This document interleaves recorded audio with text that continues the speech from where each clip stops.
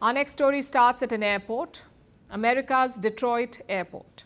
In July 2024, a customs officer was doing a routine bag check.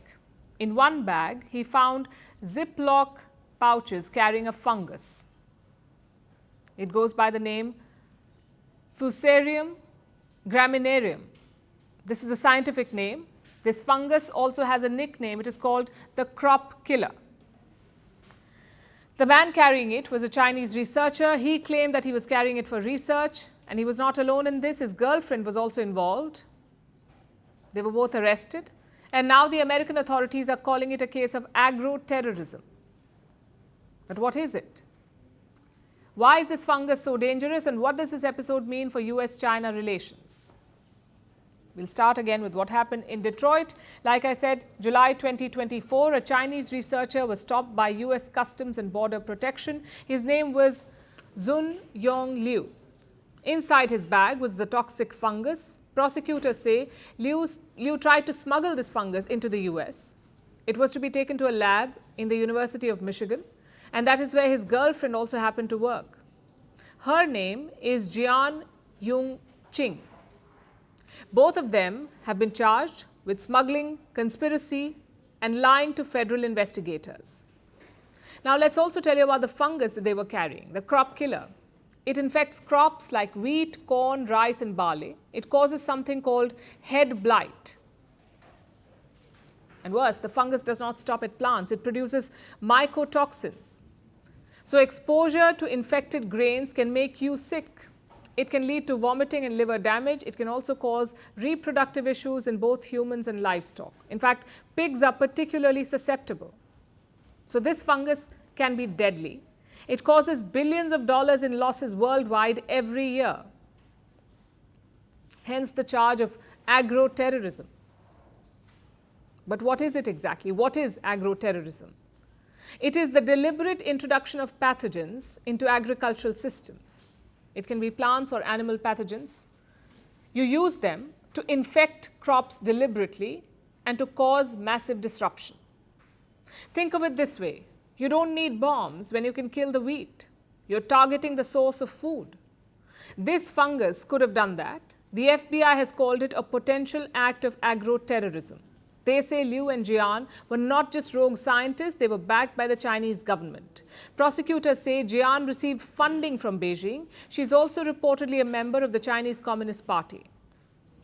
Which brings us to the question, did China try to disrupt American crops? The FBI chief says they did. His name is Kash Patel.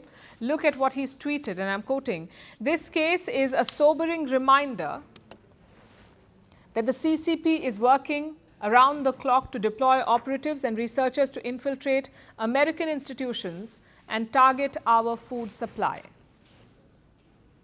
So the FBI claims that Beijing is attacking America's food supply, and this fungus could be a potential agro-terrorism weapon. And what is China saying? Well, they're yet to comment.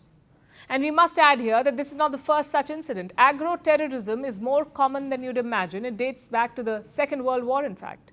Nazi Germany apparently considered it. They wanted to drop potato beetles all over Britain.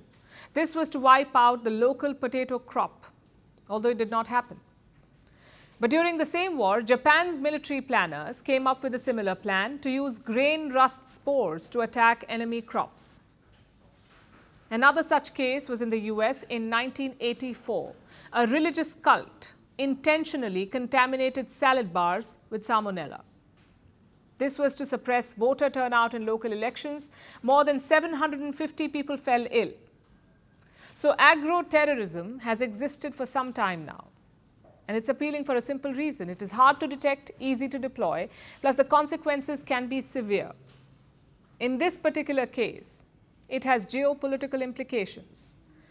The woman in question, Jian, is under arrest. She is set to appear in a federal court in Michigan. Her boyfriend, Liu, has been deported to China.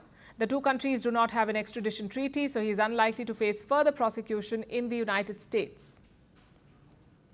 The fungus may or may not have been meant to kill crops, but it is poisoning the US-China relationship. Firstpost now available in 9 languages on YouTube.